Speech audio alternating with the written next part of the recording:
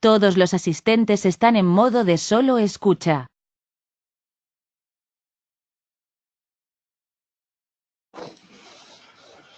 Bueno, buenos días. Bienvenidos a este webinar sobre segmentación y clustering con R. Mi nombre es Fernando González Prada. Bueno, soy consultor independiente e instructor de IT College. Trabajo en todo lo que es base de datos, data mining y data science desde hace muchos años. Y bueno, la idea de este webinar es contarles un poco de qué se trata el análisis de datos con R, específicamente para lo que es segmentación y algo de clustering. Obviamente son dos temas que dan para hablar mucho tiempo, muchas clases, así que en lo que va a durar este webinar, que es aproximadamente 1 hora, vamos a dar una visión un poco de los temas.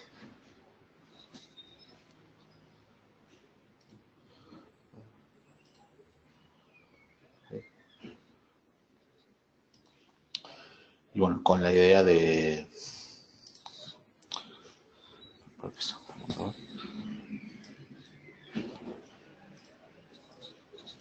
Bueno. Me avisan que está al salir la pantalla, así que bueno, continuamos. La idea es, bueno, ver una introducción a lo que es, como contaba, segmentación y clustering. Hace más o menos 2 meses tuvimos un webinar sobre lo que es la introducción al análisis exploratorio de datos. Bueno, esto de alguna manera, si bien es de nivel introductorio también, es un poco una continuación de ese webinar. En ese webinar vimos un poco cómo analizar los datos tratando de identificar relaciones entre variables y ver si encontramos información interesante o algo inesperado. Bueno, acá en realidad vamos a tomar el enfoque desde otro lado. Vamos a tratar de analizar las diferencias que pueden haber entre datos en diferentes grupos, ¿no? Supuestamente ya hicimos un poco un análisis exploratorio y tenemos ya una información agrupada, y con esa información agrupada queremos entender un poco los diferentes grupos cómo trabajan. Vamos a trabajar con R, que bueno, supongo que ya habrán escuchado hablar de R, que es un software para lo que es análisis estadístico, machine learning, deep learning. Es open source, de distribución. Y bueno, para los que estén interesados en probarlo por sus cuentas, pueden seguir estos vínculos, la página del proyecto R, que es la principal. Y a su vez, dentro de lo que es este software, tenemos dos distribuciones muy conocidas. Una, la original, que es la de CRAN, que es manejada por el grupo de desarrollo principal de R. Y después una versión mejorada de Microsoft, que es la Microsoft R Open, que tiene algunas mejoras. Especialmente es más escalable y es un poco más organizado el entorno. En R a veces es un poco desordenado el entorno porque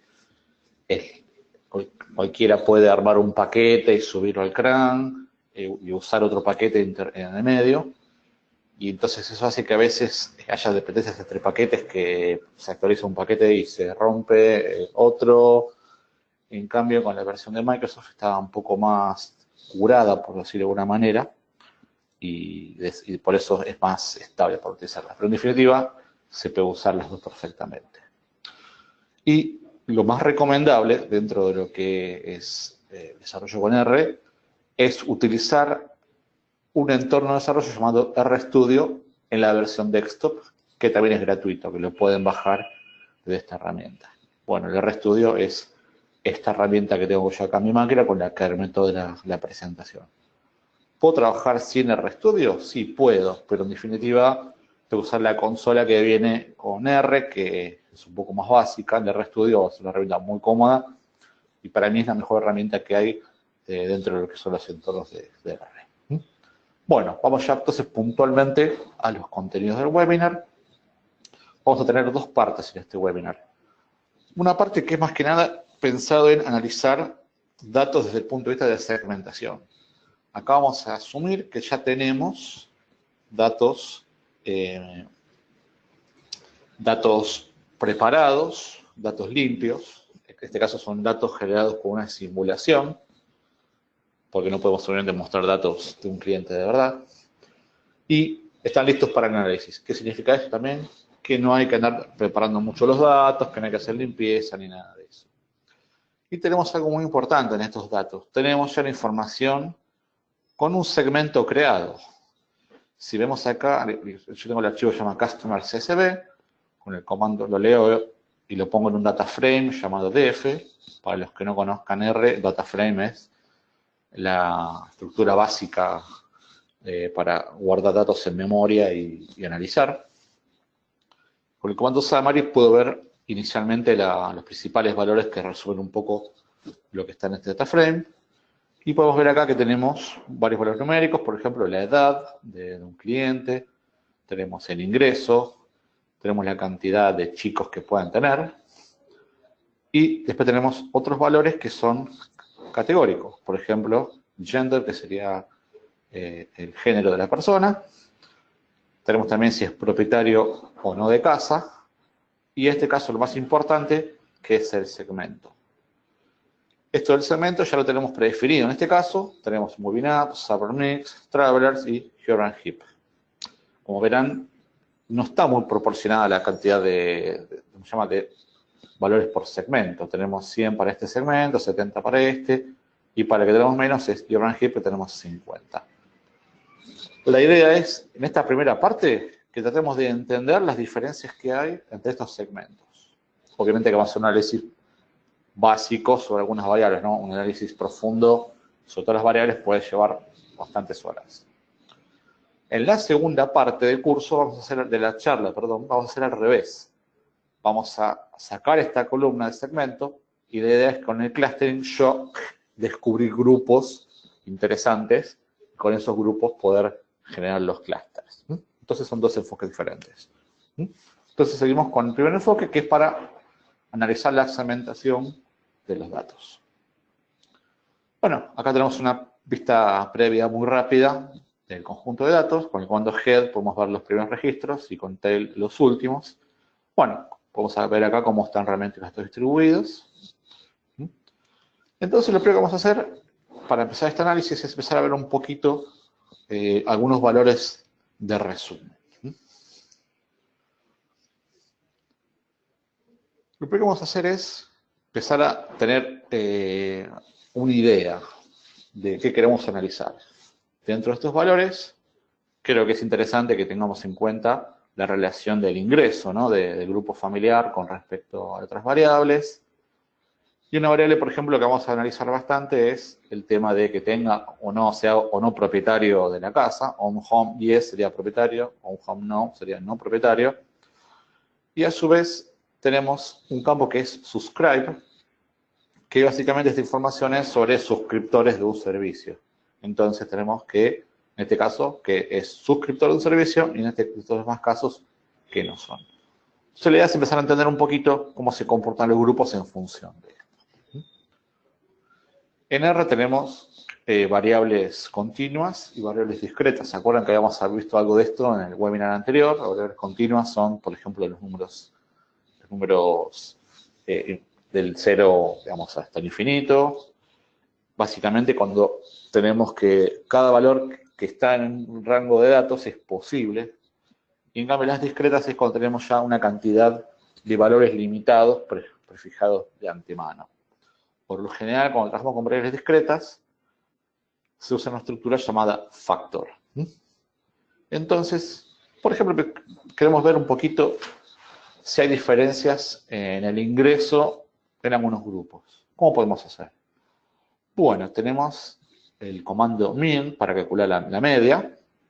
En este caso, estamos, por ejemplo, preguntando la media del campo income, que es el ingreso, específicamente filtrando para el segmento Moving Up. Como podemos ver, la media es de 53.000, en este caso, bueno, serían dólares anuales, ¿no? Por otro lado, queremos comprobar dentro de ese segmento también si hay una diferencia entre los que son suscriptores y los que no son suscriptores. Bueno, el comando anterior lo ampliamos y agregamos un segundo criterio que sería subscribe igual a no en este caso para ver los que no son suscriptores. Bueno, y acá podemos ver el valor, que vemos que es relativamente parecido. Esto es para ver así a grandes rasgos, por curiosidad, las cifras puntuales, ¿no? Pero obviamente que esto no es escalable ni es efectivo para analizar mayor cantidad de información. Entonces, tenemos la posibilidad de trabajar de manera un poco más efectiva si ya analizamos directamente grupos. Bueno, tenemos el comando by, en este caso, que nos permite decir que yo quiero tener los valores para el ingreso con cortes por segmento y que quiero que me informe la mediana, la media. Entonces, con esta función tengo, bueno, los dos valores a condicionar y la función a aplicar. En este caso, con un solo comando, tengo enseguida la media de cada uno de los segmentos. Que como podemos ver ya, empezamos a ver que las medias son distintas, ¿no? Los segmentos no son todos iguales. Casualmente, vemos que acá Travelers tiene una media bastante alta, superior al resto. Moving Up y Suburb Mix, bastante similar. Y vemos que claramente Urban Hip tiene una media mucho más baja. De hecho, es una media que es prácticamente un tercio de lo que es la de Travelers. Entonces, bueno, claramente podemos empezar a ver que hay una diferencia, ¿no?, entre los valores de las agrupaciones. A su vez, yo también quisiera esta información abrirla un poco más.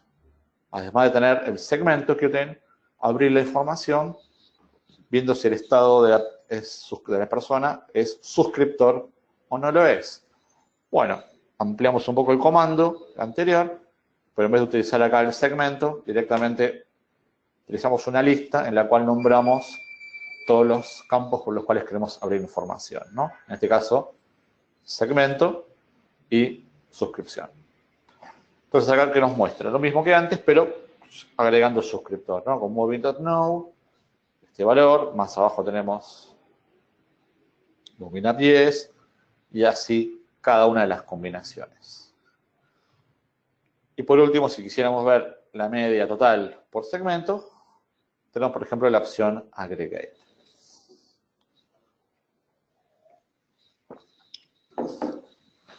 Si alguno de ustedes ya tiene algo de experiencia en R y estuvieron trabajando, quizás habrán oído hablar de la librería dplyr, que nos permite hacer este tipo de análisis también de manera fácil. Bueno, es una opción más. En este caso, bueno, elegí utilizar las herramientas base, que son las que vienen de fábrica con R. Pero obviamente en R podemos siempre ampliar cargando nuevas librerías, nuevos paquetes. Bueno, si queremos acelerar un poco más este proceso, tenemos también la posibilidad de poder empezar a crear tablas cruzadas, tablas de tabulaciones cruzadas. Básicamente esto nos sirve para agrupar la información de una manera mucho más fácil de entender. No tenemos acá cortes como en estos casos. Directamente, utilizando el comando aggregate, ¿qué hago en este caso? Le digo que quiero utilizar el campo income y abrirlo por segmento y por si es propietario o no de lugar de la persona. Y obviamente de vuelta queremos calcular la media. Entonces, bueno, acá tenemos la información mucho más ordenada, aunque en definitiva son los mismos valores que antes. También lo bueno es que este comando yo lo puedo mandar a un data frame como resultado y después ya trabajar con ese data frame creado. La sintaxis básica es que utilizamos la variable a explicar y con el comando tilde utilizamos directamente, a partir de acá separamos una fórmula separados por un más todos los valores que queremos utilizar. Y bueno, y si queremos ampliar de vuelta, como vimos antes con subscribe, lo que hacemos es a esta fórmula ampliarle y agregarle también subscribe. Entonces, bueno, vemos también la información más ampliada. Por un lado, acá lo que estamos viendo es no la cantidad de, el ingreso abierto promedio, ¿no? También podemos estar interesados en empezar a entender un poco la cantidad de gente que hay en estas agrupaciones, ¿no? De segmentos, suscriptores. Esto nos lleva un poco a trabajar con el concepto de frecuencia. Las frecuencias nos sirven para darnos una magnitud de la cantidad de observaciones que tenemos para cada combinación de valores. Entonces, por ejemplo, acá que tenemos, con este comando with, le paso la data frame y con el comando table, acá determino que quiero que me haga todas las combinaciones posibles de segmentos y propietario de hogar. Y acá lo estamos viendo, ¿no? Segmento, y tenemos on home yes y no, y tenemos cada uno de los segmentos.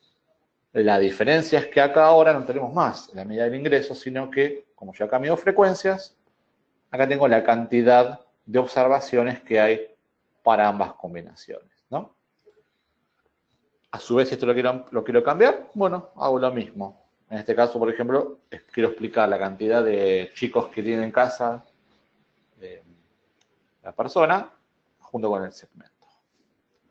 Y si en vez de querer abrir la cantidad por estos grupos queremos directamente totalizar, tenemos la opción de utilizar Xtabs para explicar kids en función del segmento. Y bueno, acá tenemos la cantidad de ocurrencias. Pero bueno, como siempre se dice, ¿no? Una imagen vale más que 1000 palabras. Acá vemos las tablas sirven, dan información, pero siempre es mucho más práctico y más fácil visualizar la información, ¿no? Entonces, vamos a empezar a tratar de visualizar los grupos. Primero empezamos viendo cómo son frecuencias y proporciones. En este caso, bueno, queremos empezar a entender un poco más los suscriptores, cómo se comportan dentro de cada segmento. Entonces, una opción era armar cuatro tablas distintas similares a las que vimos antes, una para cada segmento. Pero una opción es directamente tratar de aplicar todo en un mismo gráfico y que va a ser mucho más descriptivo.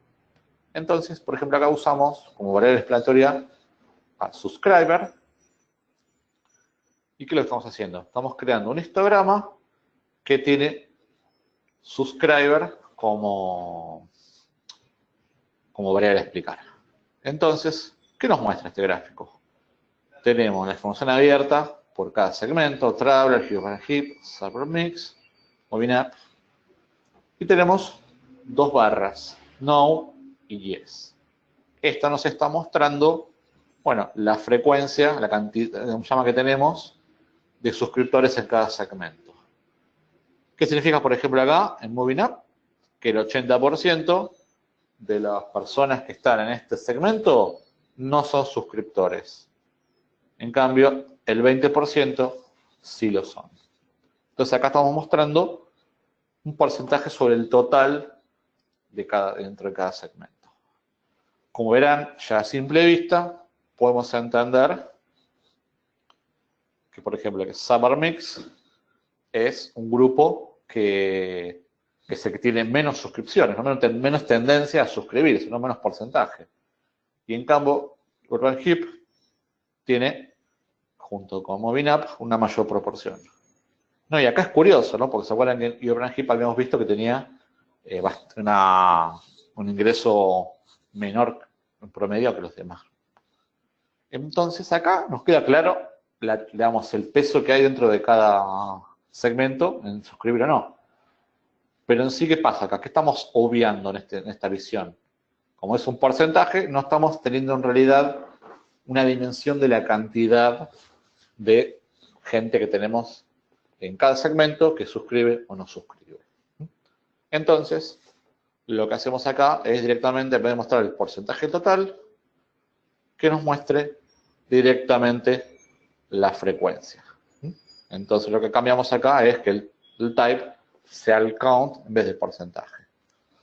Entonces, bueno, como podrán ver, la proporción se mantiene, ¿no? En las barras, entre suscriptores y no suscriptores, pero acá ya es mucho más claro que tenemos el tamaño de los segmentos y de cantidad de suscriptores y no suscriptores mucho más claro, con lo cual SuperMix ya estamos viendo que es el que tiene más peso en el total y Urban Heap es el que menos peso tiene. Entonces, bueno, de esta manera empezamos a entender un poquito más cómo es la dinámica de estos grupos.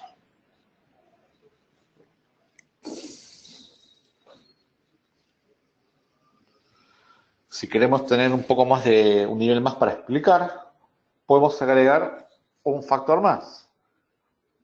Lo que hacemos además de subscribe y segment, le agregamos también on home para ver si es propietario o no de una casa. En este caso, bueno, vemos cómo se van de alguna manera anidando, ¿no? los diferentes criterios que pusimos. Tenemos que acá, en toda la parte de arriba del gráfico, los que son suscriptores, en toda la parte de abajo, los que no son suscriptores, y dentro de cada uno de ellos, abierto por los segmentos. Entonces, viendo de esta manera, observemos, por ejemplo, que SummerMix es por lejos los que tienen menor cantidad de suscriptores, ¿no? Donde hay realmente una diferencia entre, dentro de esto. Bueno, dentro de lo que es acá On Home, vemos que hay una diferencia, ¿no? La pregunta que hacemos hasta este momento es si realmente esta diferencia es realmente como la estamos viendo, como nos parece, o es quizás que se deba más un poco un poco más de casualidad, que se deba más un poco a nivel de chance, ¿no? Bueno, para sacarnos un poco la duda, lo que vamos a hacer en un paso siguiente va a ser ver con un test estadístico determinar si la diferencia es o no significativa. Y ahora de vuelta, con estas dos variables, queremos tratar de ver la proporción de suscriptores dentro de cada segmento para tener un poco más claro el panorama. Y bueno, es un poco como habíamos visto, ¿no? Que MovieNap y UrbanHip tenían mayoría de suscriptores y que SummerMix tiene el porcentaje más bajo. Aquí ya con esta información uno podría ir generando ciertas hipótesis. Empezar a decir, bueno, bárbaro, SummerMix es lejos es el grupo que menos suscriptores tiene. ¿Por qué se debe esto? ¿Qué podemos hacer para que esto no sea así? Bueno, esos serán todos análisis posteriores. Obviamente, ¿no? Acá en una hora no vamos a develar demasiado. La idea es que, bueno, con estos datos uno después sigue investigando, buscando más variables y tratando siempre de ver cómo se explica todo esto. Lo que vimos recién fueron datos no categóricos, porque estábamos viendo factores. ¿Cómo hago para explicar un poco de esta manera con gráficos datos continuos? Bueno, en este caso, queremos, en vez de analizar el nivel, lo que era si suscribíamos o no, queremos analizar el ingreso.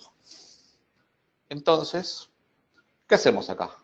Estamos armando un data frame chiquito con resultado de la agregación o suma de income de acuerdo al segmento. Y la forma de graficar siempre datos continuos para comparar es utilizar, en vez de un histograma, un gráfico de barras. Así que a simple vista vemos que UrbanHip es el grupo que tiene menor ingreso y que por lejos tiene más ingresos Travelers. Lo cual vemos que se confirma con respecto a lo que habíamos visto inicialmente con las primeras tablitas de datos que fuimos utilizando para empezar a un poco inspeccionar los datos.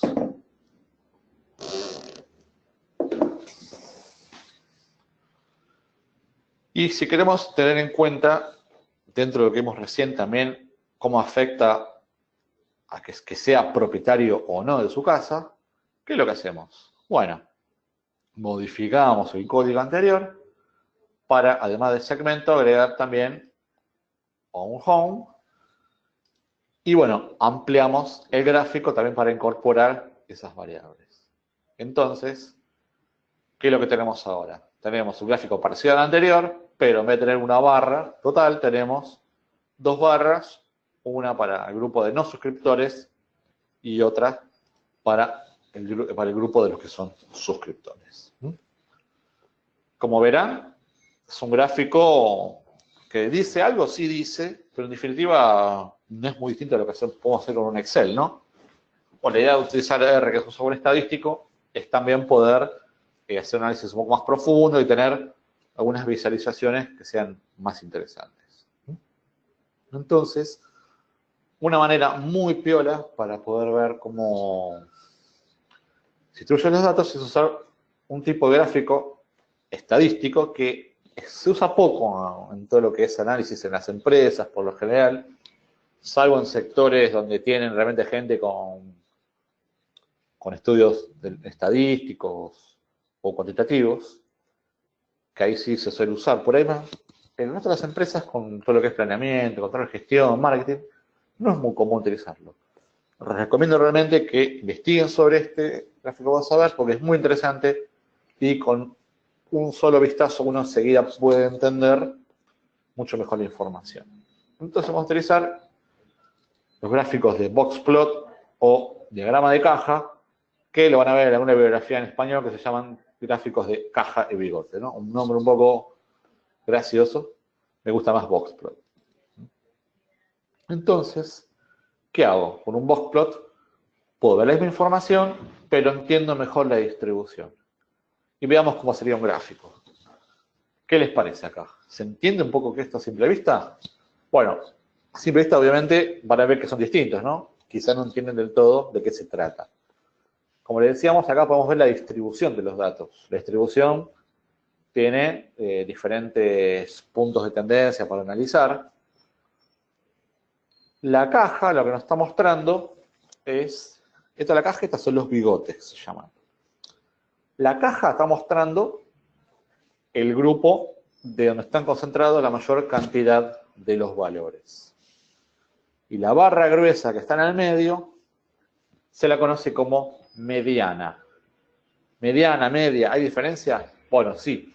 La media, que es la que hablamos antes, es el valor promedio, el famoso promedio que estamos acostumbrados a ver en muchos lados.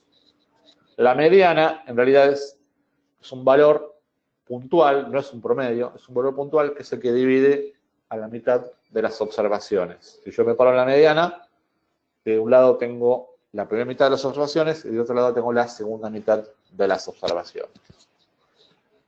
La mediana se usa mucho en análisis estadístico. ¿Por qué?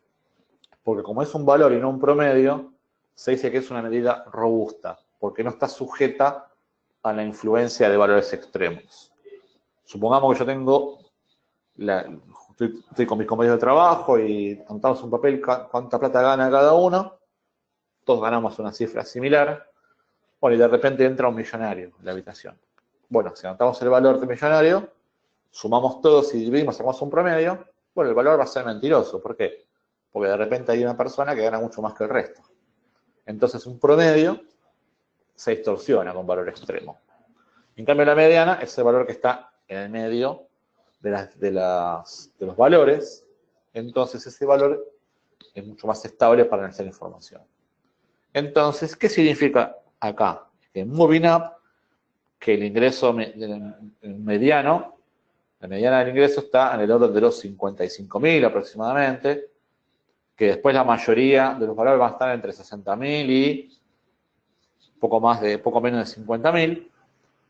Y acá tenemos las líneas punteadas y estos puntitos. Estos son lo que se llaman bigotes. De acá me muestra que todo este recorrido que tenemos es probable que haya algunos valores, pero la mayoría están concentrados en este rectángulo. Si pasamos a SummerMix, vemos que es muy parecido. Tenemos acá un poquito de la raya más larga y tenemos acá un redondelito y acá dos más. ¿Qué significan estos redondelitos? Bueno, básicamente esos son valores extremos, valores que exceden no solo el rango habitual de los datos, sino que también el rango más alejado. Son valores que son completamente extraños en esa distribución. Como verán, la distribución es relativamente parecida entre estos dos segmentos. Y si vamos a Travelers, ¿qué sucede? Bueno, acá, así a simple vista, verán que es muy distinto, ¿no? Para empezar, la mediana del ingreso es más alta, bastante más alta, que en los otros tres segmentos. Y también vemos que la caja es más ancha. ¿Qué significa que la caja es más ancha? Bueno, significa que hay mayor cantidad de valores posibles entre los valores más frecuentes en esa distribución. Entonces, acá tenemos una distribución más compacta y acá una distribución más ancha. Entonces, Travelers tiene mayor ingreso y a su vez tiene mayor dispersión y también tiene valores mucho más altos. Con lo cual, claramente vemos que realmente lo que hemos visto en los datos es que los que son de segmento travelers tienen bastante valores más altos. Y a su vez, si vamos a las puntas de las distribuciones, vemos que es mucho más amplio, más disperso. Y acá vemos que hay algunos valores extremos. Si miren los valores extremos, ¿en qué valor están? Están cerca de 0. Es más, hay uno que está debajo de 0 por lo que estoy viendo. Bueno, ¿es normal eso? ¿Es lógico? Pareciera que no. Eso puede estar significando que sea algún problema en los datos, que está mal cargado o que no se cargó, o un error de medición o algo similar. En este caso tendríamos que ver qué hacemos, si ignoramos esos valores o los dejamos. Y por último, viendo el segmento de Urban Heap, ¿qué vemos? Claramente es el segmento de menor ingreso, tanto el ingreso mediano como toda la distribución de los valores. Y vamos a ver también que es muy compacta la distribución y está siempre por debajo incluso de los valores mínimos de estos dos segmentos. Entonces, bueno, vieron que, ¿qué más explicativo? ¿Este gráfico o este? Realmente les recomiendo que empiecen a tratar de utilizar este gráfico, el boxplot, a entender cómo trabaja y también empezar a entender las medidas que se usan en estadística descriptiva para analizar esta información y para poder interpretar mejor los boxplots. Otra opción también es utilizar lo que hicimos recién, pero con otro paquete que lo ordena, lo acomoda de una manera más vistosa y que a su vez nos permite también cambiar el eje. En este caso estamos viendo lo mismo, pero con colores más lindos y horizontal, que eventualmente puede ser más fácil de ver. ¿Y qué pasa con este gráfico si yo quiero también ver el efecto del segmento, efecto de lo que es la propietario no de casa dentro del segmento y el ingreso? Bueno, lo que hacemos es agregar también la variable onHome. Acá cambia la sintaxis, este paquete es distinto, pero bueno, no es problema. ¿Y qué vemos acá? Tenemos un boxplot para los que no son propietarios, con todos sus segmentos, y otro para los que son propietarios. Bueno, más o menos charlamos sobre el sentido de cada caja antes. Acá vemos con esta apertura mayor que claramente en Urban Heap es difícil que haya propietarios y que tienen un ingreso bajo, y que claramente dentro de Travelers los que tienen mayor ingreso son los que son propietarios. Y casualmente miren que Travelers que no son propietarios tienen un ingreso similar a los otros dos rangos. O sea que claramente si quisiéramos apuntar a un segmento de alto poder adquisitivo, pensaríamos en Travelers y que sean propietarios, ¿no? Bueno, hasta acá estuvimos viendo un poco cómo es el análisis con los gráficos, tratamos un poquito de ir viendo diferencias y de alguna manera estamos armando lo que se conoce como una hipótesis, ¿no? En este caso, por ejemplo, estamos diciendo, sí, es determinante, pareciera, que sea propietario o no la persona dentro de un segmento. Bueno, ¿tenemos forma de esto confirmarlo o darle un marco más formal? Ahí es donde entramos en los test estadísticos. Los test estadísticos le agregan a la parte de science, de data science, ¿no? Cuando hablamos de data science, todos hablamos de machine learning, de análisis de datos, de hacer gráficos que muestren información y que sean agradables a la vista. Pero lo que muy pocas veces hablamos es realmente de usar el método científico para validar las hipótesis que tenemos. Bueno, el nombre de data science viene de ese lado, ¿no? De que aplicamos técnicas de ciencia formal a análisis de datos. Aunque en la práctica muchas veces esta parte está un poco más dejada de lado y no se enseña demasiado. La idea acá es ver dos test específicos como para que sepan de qué se tratan y un poco la idea. Piensen que esto es estadística inferencial. Hay cursos enteros que duran entre 6 y 8 semanas en muchos lados, muchas universidades, para lo que es estadística inferencial. Así que imagínense que yo en 10 minutos no puedo contar demasiado, ¿no? La idea es un poquito contarles de qué se trata y ver algunos de los ejemplos previos, contrastarlo con esto y entender un poco más. Entonces, vimos que hay diferencias en los segmentos y le queremos dar una visión un poco más rigurosa. Como les decía, vamos a ver esto desde un avión, desde 30.000 metros de altura. Estos métodos son parte de herramientas de lo que se conoce como test de hipótesis. ¿Se usa mucho en lo que es estadística test de hipótesis? Sí, se usa mucho. ¿Es un mecanismo perfecto? No, no lo es. Tiene sus ventajas y sus desventajas. Se van a enterar en un momento, en otros cursos o investigando un poco más, que hay nuevos test que son más completos, que se meten ahí los efectos, bueno, muchas cosas más. También la rama de lo que es la estadística bayesiana, que tiene otro enfoque. Esto que los test de hipótesis tradicionales se lo conocen como estadística frecuentista. Entonces, esto queda por fuera de lo que es la discusión de este tema. Vamos a ver un poco un ejemplo. Y tengan en cuenta también que una de las grandes críticas que tienen estos test estadísticos es que muchas veces, si yo amplío la cantidad de observaciones en la muestra, puede ser que se confirme o cambie el resultado de lo que estábamos viendo.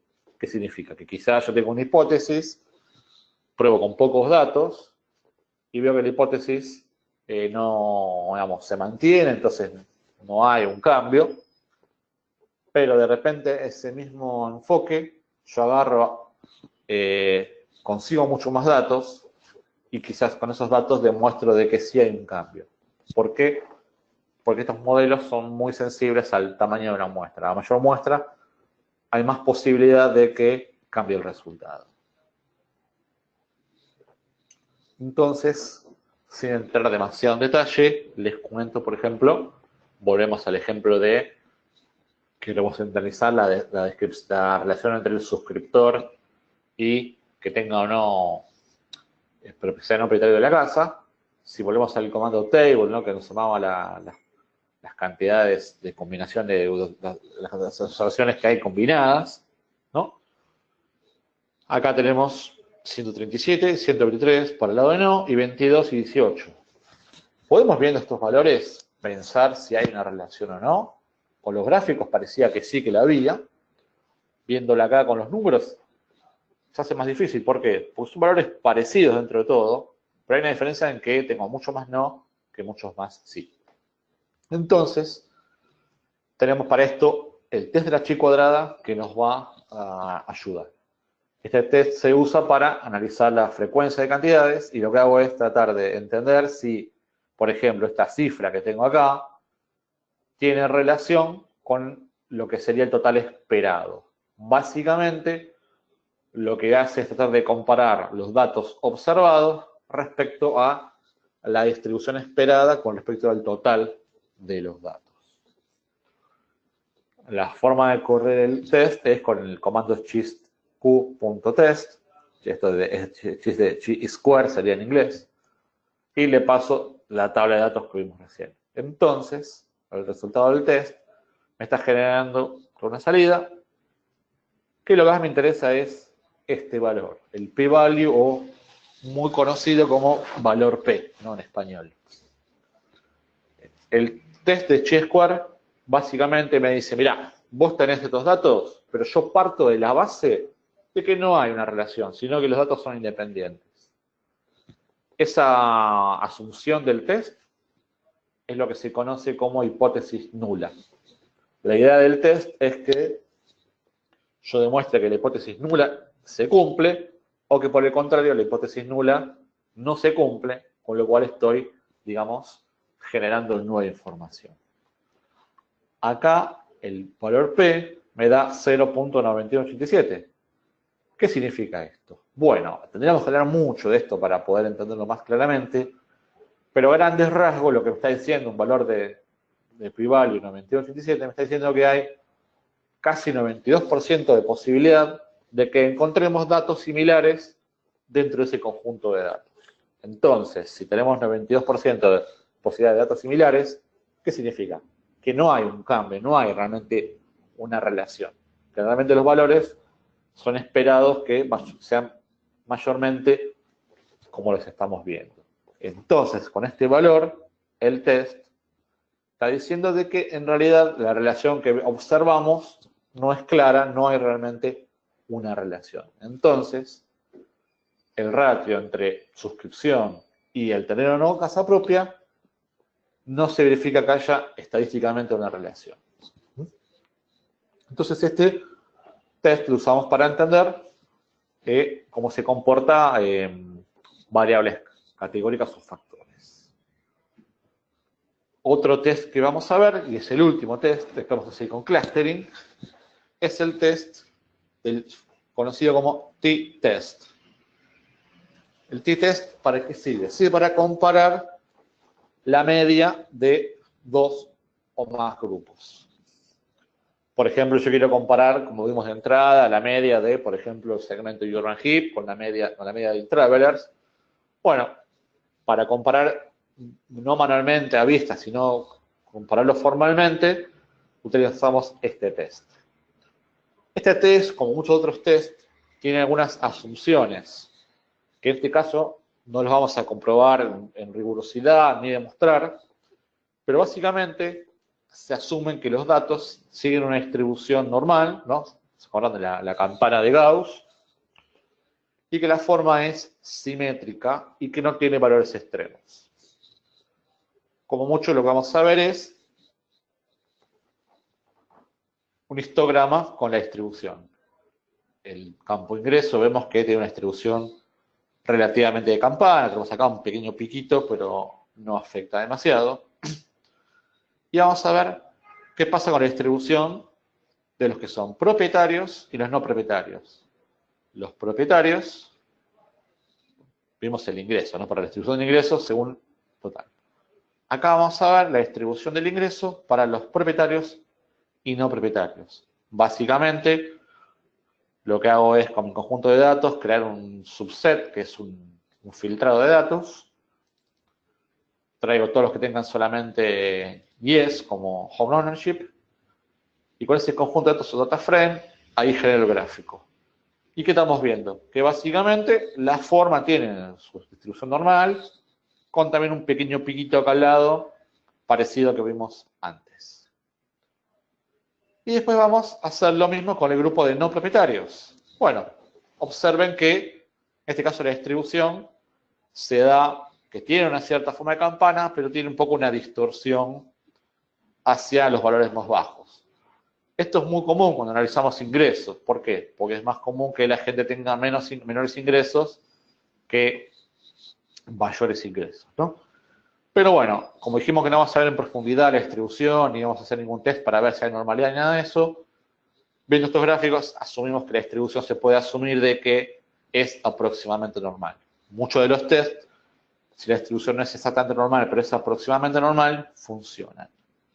Entonces, la hipótesis de este test, ¿cuál sería el t-test? Como decíamos recién, el test sirve para comparar las medias de dos grupos.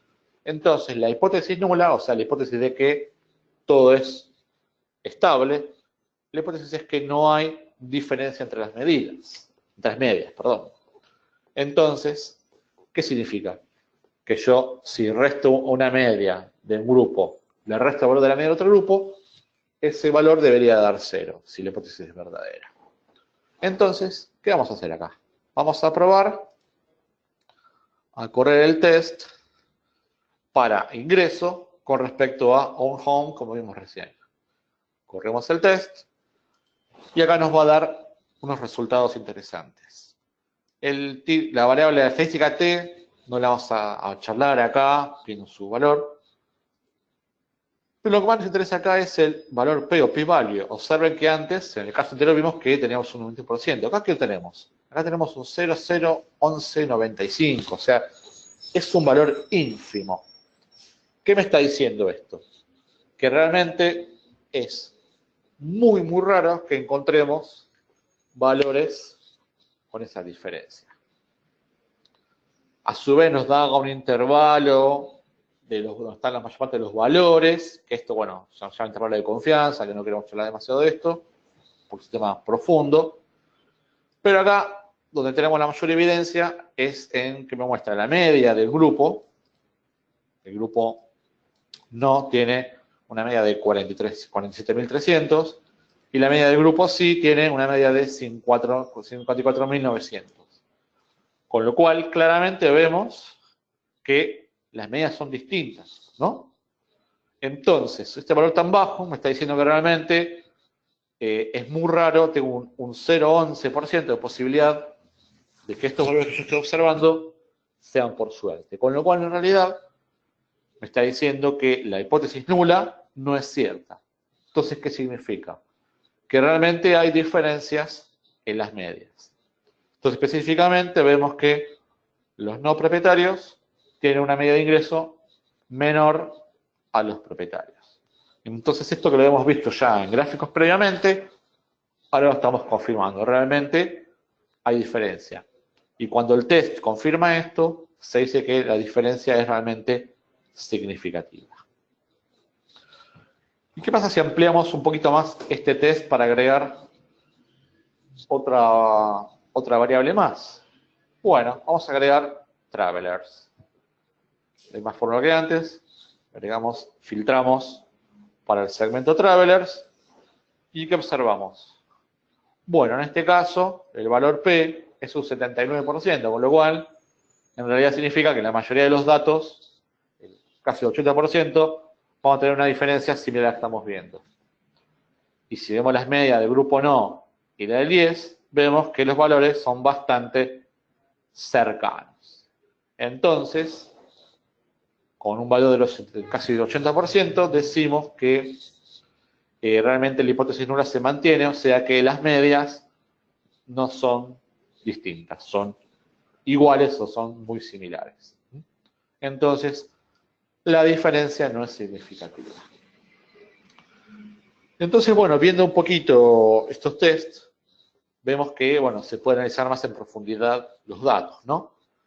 Y si este test nos gustó, el t-test para calcular medias, imagínense calcular la media para muchos grupos. Si tengo 20 segmentos, ¿tengo que hacer este trabajo uno por uno? Bueno, no. Para eso podemos utilizar algo llamado análisis ANOVA o análisis de varianza, que básicamente lo que hace es implementar de manera automática este test para una cantidad importante de segmentos. Pero bueno, se los comentamos para que lo sepan que existe y bueno, lo vean por su cuenta o lo veremos en un curso más adelante, en un curso de estética de inferencia. Entonces acá concluimos la primera parte, ¿no? Que habíamos hablado de lo que es segmentación. La verdad que estamos ahora empezando un poco a estar más justos con el tiempo, con lo cual voy a hablar un poco de lo que es el cluster en los dos principales modelos. Igual ustedes van a tener para la posibilidad de ver estos ejemplos.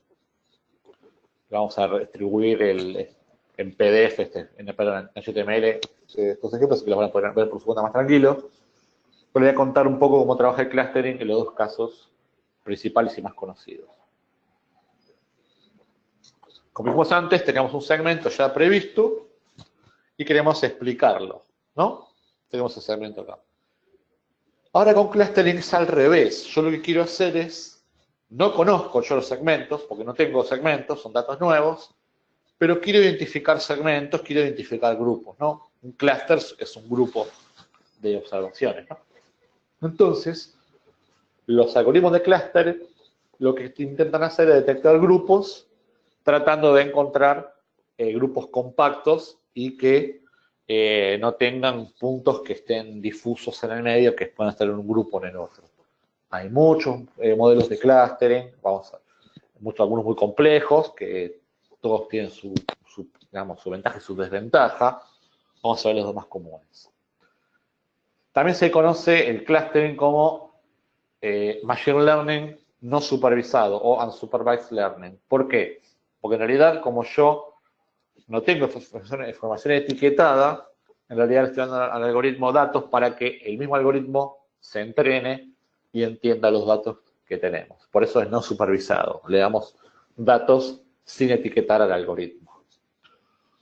Vamos a ver los dos principales modelos, que son el H-Class o clustering jerárquico y el K-Means, que es el más común de todos, que lo que hace el K-means es tratar de agrupar puntos en función de la media de los datos. Lo que hace el clustering es, como dijimos, agrupar datos, ¿no? Todos los algoritmos buscan minimizar la distancia entre los miembros de un grupo y a su vez maximizar la distancia respecto de los miembros de los otros clusters. En el caso de jerárquico, ¿qué hace? Trata de maximizar la distancia de los miembros con respecto a otros grupos. En cambio, en K-means lo que hace es agrupar por puntos centrales y se fija únicamente en esos centros todo lo que están cerca y va descartando los que no están cerca. Entonces, ¿qué hacemos? Voy a hacer una copia del data frame anterior y le voy a estar eliminando la columna 7, que es la del segmento. ¿Por qué? Porque en realidad yo quiero detectar ahora los clusters. Entonces, si vemos los datos a simple vista, vemos que ya la columna no está. Como vamos a después empezar a detectar grupos dentro de los clusters, vamos a querer ver un poco cómo están descritos.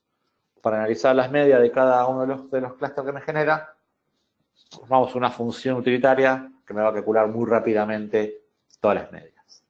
Si yo ahora le paso el conjunto de datos a esa función con los datos originales, me muestra acá la media de cada variable. Pero esto, bueno, es utilitaria. Entonces, el primer modelo que vamos a ver es el clustering jerárquico o hierarchical clustering con el comando hclust. Entonces, como les contaba, es un modelo basado en distancia. Hay muchas distancias posibles para utilizar en un algoritmo de clustering. La más común que utilizamos acá es la distancia de Euclidio, que básicamente es la distancia que se calcula por la raíz cuadrada de las distancias. Hay otras distancias que se llama la de Manhattan, Minkowski, hay unas cuantas. Acá nos vamos a quedar por el momento con esta distancia nada más, sin entrar en la matemática ni nada de eso. Todos los modelos en Machine Learning que usan distancia tienen un inconveniente. Si yo trabajo con valores numéricos, la escala del número influye mucho en el peso de los valores en el modelo. Si yo tengo un valor que oscila entre 1 y 10, tengo un rango acotado. Pero si de repente tengo un valor que son millones, entonces ahí tengo un rango mucho más amplio. ¿Cómo comparo un valor de 1 a 10 con un valor que va de 0 a millones? Bueno, entonces lo que se usa para mitigar este problema, algo que se llama reescalar. Básicamente reescalar es buscar una escala, por ejemplo, muchas veces puede ser entre el máximo y el mínimo de la distribución de los datos. Bueno, hay muchos mecanismos. Entonces, si yo tengo todo en una escala, la información es mucho más comparable. ¿Cómo hacemos para utilizar este algoritmo de jerárquica clustering dentro de R? Bueno, invocamos la librería cluster, que es la que tiene este paquete, y con esta función que se llama Daisy, le pasamos el dataset, y lo que va a hacer acá directamente es reescalarlo, lo que les contaba antes. Es haciendo un head para ver los primeros valores. Observen que los primeros valores están todos entre 0 y 1. Entonces ya, teniendo los datos escalados, ¿qué hacemos? Ya directamente invocamos con el comando hclust al mecanismo para generar los clusters. Le decimos que este es el conjunto de datos que antes acabamos de escalar, que use el método complete. Hay varios métodos, ¿no? Y con plot lo que hacemos es graficar el conjunto que generamos. Y acá vemos el gráfico que nos genera. Bueno, como verán, no se entiende nada, ¿no? Porque tenemos muchos datos. Tenemos 300 datos, no son tantos, pero hay muchas agrupaciones. Este gráfico se llama dendrograma. Y si ustedes van viendo los valores acá que ya se hacen medio borroso, tanto que se chocan, si miramos en detalle vemos que van subiendo y se van agrupando hacia arriba hasta llegar a un nivel superior. Bueno, esto así como está no nos sirve demasiado para entender un poco los datos, ¿no? Entonces, ¿qué tenemos que hacer? La idea muchas veces es tratar de quedarnos con una parte de ese gráfico y analizarla. Este gráfico se lo llama dendrograma. Y la altura que hay entre todos los elementos muestra un poco la disimilaridad, o sea, lo distintos que son los diferentes valores. Entonces, ¿qué significa? Que, por ejemplo, todos estos que están acá son parecidos, acá son menos parecidos y así sucesivamente va subiendo. Si vemos bien, tenemos varias ramas, ¿no? En general. Entonces, como se hace difícil de leer, vamos a hacer zoom en una parte. Vamos a buscar acá la parte más pequeña. Entonces, lo que hacemos es cortamos acá el dendrograma en una parte y obtenemos esta parte, la más chiquita de acá atrás. Como verán ahora es mucho más claro, ¿no? Se puede entender mucho mejor que tenemos acá. ¿Qué significa este numerito que tenemos en cada una de estas ramitas? Es el número de observación dentro del data frame. Entonces, ¿son similares o no son similares? ¿Agrupó bien el algoritmo? Bueno, ¿qué hacemos? Vamos a ver, por ejemplo, la 101 y la 107, que están en la misma rama, ¿no?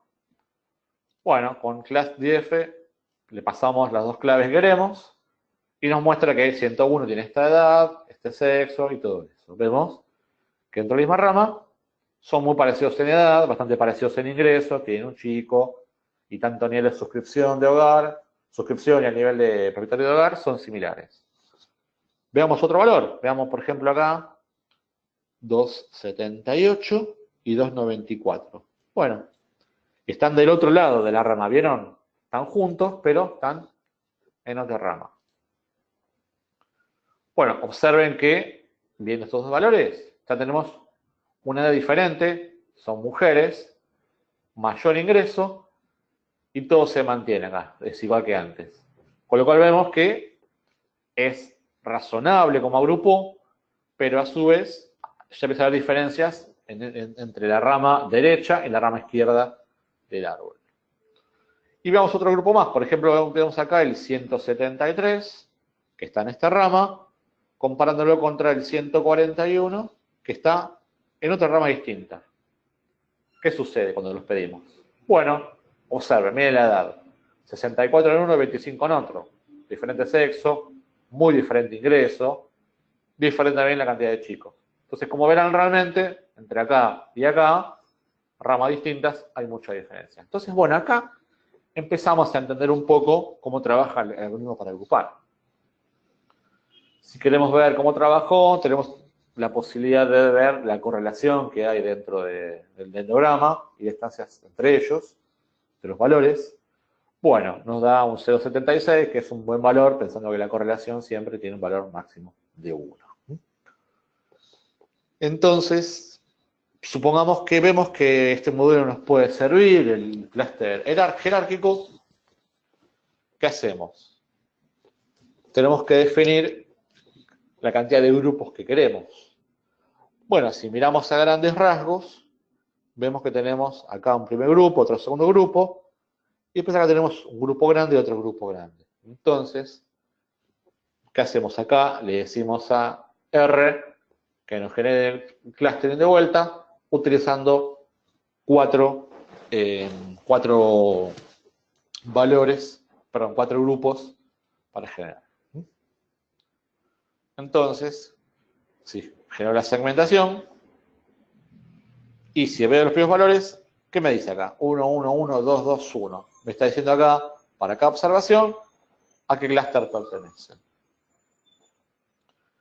Y si uso el comando table, me muestra acá la frecuencia que hay dentro de cada segmento. El 1, 2, 3, 4, bueno, vemos que los primeros segmentos son los que tienen más valores y los últimos dos tienen menos. Y entonces, si queremos ver en general la distribución de los valores, si queremos ver en general cómo las medias de los diferentes clústeres, usamos la función de utilitaria que creamos más arriba, ¿se acuerdan? Y bueno, ¿qué me devuelve acá? Que para el grupo 1 tengo esta media, este gender, este income, etcétera, etcétera. Para el 2 esto, 3 esto y 4 esto. Entonces vemos que en principio son diferentes. ¿Y esto podemos verlo de manera un poco más efectiva? Bueno, sí, con un gráfico lo graficamos y observen que me agrupa diferencias muy obvias que las vimos a simple vista, ¿no? Que tenemos acá un grupo de mujeres que no son suscriptoras, hombres no suscriptores, son dos grupos muy claros, y acá ya tenemos dos grupitos que tienen, acá son todos suscriptores, y acá tenemos una mezcla de mujeres y hombres. Entonces, bueno, de a poco empezamos a entender que hay algunos grupos. Las diferencias son bastante obvias, ¿no? No difieren mucho de lo que habíamos visto analizando las tablas, ¿no? Eso también tiene que ver con el hecho de que estamos trabajando con 300 datos nada más, trabajando con miles, vamos a encontrar información mucho más fina, ¿no? Y ahí empiezan los problemas de ver cuál algoritmo funciona mejor y todo eso. Entonces, pasamos en este caso al último algoritmo que vamos a ver hoy, que es el más común de todos, que es el K-means, que es clustering basado en medias. ¿Qué significa? Que R, cuando yo le paso al algoritmo de K-means los datos, va a tratar de encontrar puntos centrales para cada clúster. Esos puntos se los llama centroids. Y a partir de esos puntos va a ir buscando los que están alrededor, los va a ir midiendo y los va a ir agrupando internamente. Va a hacer esto varias veces hasta que encuentre grupos que tengan una cierta distribución, ¿no? Y que tengan una cierta relación, perdón. El primer problema que tenemos con K-means es que trabaja solamente con valores numéricos. Entonces, los factores que teníamos antes, por ejemplo, mail o no, el suscriptor y propietario de casa, yo no puedo trabajar con esos valores, puedo trabajar con valores numéricos. Entonces, hacemos una conversión del data frame, creamos uno nuevo, ¿y qué hacemos? Si lo llamamos clase data frame numérico, y con la función if-else, vemos que si el valor es del gender es mail, le ponemos 0, le ponemos 0 y si no le ponemos 1. Acá lo mismo, con home, si es no, le ponemos 0, si es sí, le ponemos 1, y así. Entonces, lo que estamos haciendo acá es generar data frame que expresa lo mismo, pero con valores numéricos en vez de factores categóricos. Entonces, observen que, bueno, acá subscribe, on home y gender tienen ahora valores numéricos. Entonces, ¿qué hacemos? Ya llamamos al comando K-means para generar los clusters. Le decimos que queremos que use este data frame, que es el que acabamos de crear, y que use 4 centros. ¿Qué significa esto? Que vaya a agrupar en 4 clusters nada más. Acá tenemos un comando que es set.seed y un valor. Esto es arbitrario, pero en realidad, ¿para qué se usa el set.seed? Se usa para que generar internamente números random desde un número puntual y que esto sea reproducible. Nada más que eso, no tiene otro valor explicativo dentro de lo que es el comando. Entonces, una vez que yo ya genero el clusters, voy a guardar esta variable, sec.k, y si la inspeccionamos, vemos que me muestra varias cosas. Básicamente me muestra lo que más me interesa, que es la variable cluster, y ¿qué me dice acá? 4, 4, 1, 3, 2. Me está diciendo para cada observación a qué cluster pertenece. Y a su vez me dice los centros de cada cluster, qué valor tienen. Entonces el centro del cluster 1 tiene este valor para edad, gender, income, etcétera, etcétera.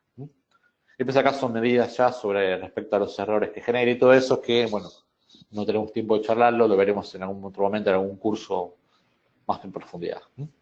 Entonces, ya teniendo conjunto de clusters creado, ¿qué hacemos?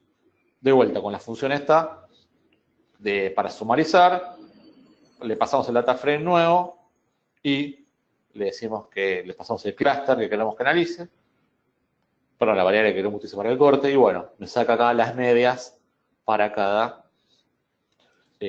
grupo, ¿no? Y como veremos, miren que 56, 29, 44, acá 1, 4, 1, 5, en income varía mucho, 92, 21, 64, kits también, bueno, todas, no sé, acá estamos estandarizando, ¿no? Tenemos que hay muchas más variaciones que antes, con lo cual en principio con K-means obtuvimos resultados más interesantes.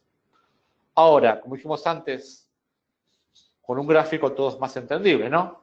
Entonces veamos la distribución de cada clúster con un box plot como antes. Bueno, vemos acá que para el clúster 1 son lejos los que tienen mayor ingreso, con una media importante y cierta amplitud, que el clúster 2 es el de menor ingreso, con bastante compacto, y que 3 y 4 también son intermedios de ingreso, con también cierto tamaño compacto. Con lo cual, si recordamos así a simple rasgo, este sería seguramente el segmento Travelers de antes, este sería el Urban Heap, y acá los otros dos. Entonces, bueno, como verán, fuimos llegando a grupos claros que podemos agrupar. Después tenemos una posibilidad de hacer un análisis un poquito más fino para ver cómo trabaja el clustering, para ver cómo expresa, cómo mide la variación. Lo hemos llamado PCA, que bueno, que no queda tiempo como para que lo explique más en detalle, pero básicamente lo que hacemos acá es explicar el clúster que tuvimos recién con respecto a los datos y me muestra cómo se proyectan los grupos. Bueno, a simple vista vemos que el clúster 1 y el clúster 2 tienen formas definidas y bastante amplios y separados. Y observen que el clúster 3 y 4 se superponen un poco entre sí y con los demás clústeres también, ¿no? Entonces podemos pensar que en realidad el grupo 1 y grupo 2 son realmente muy claros, los demás grupos quizás haya que investigar un poco más, ¿no? Entonces, ya teniendo un clúster generado y viendo de que tiene su valor, ¿qué hacemos? Bueno, volvemos a los datos originales y le tenemos que pegar el clúster generado a esos datos, ¿no? ¿Cómo lo hacemos?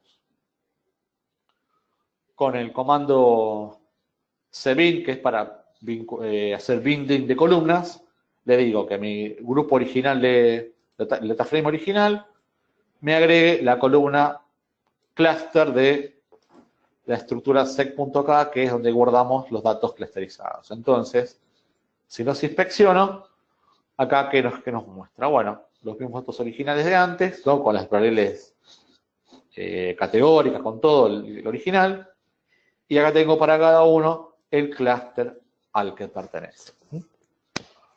Con lo cual, bueno, vemos realmente el otro camino de cómo segmentar los datos, ¿no? En la parte 1 analizamos los segmentados, en la parte 2 al revés. Decimos que AR que segmenta automáticamente. Bueno, y después hay un modelo más que, bueno, ya no nos queda mucho tiempo para explicarlo, que es el basado en modelos, que, bueno, es un poco más estricto y más complejo porque trata de estudiar la distribución de los diferentes variables y trata de buscar una explicación un poco más fina, pero como les contaba, hay muchos modelos de clustering, incluso hay modelos que son sensibles a los extremos, bueno, hay un montón de modelos. Bueno, lo dejamos para una charla futura o para en un momento de algún curso.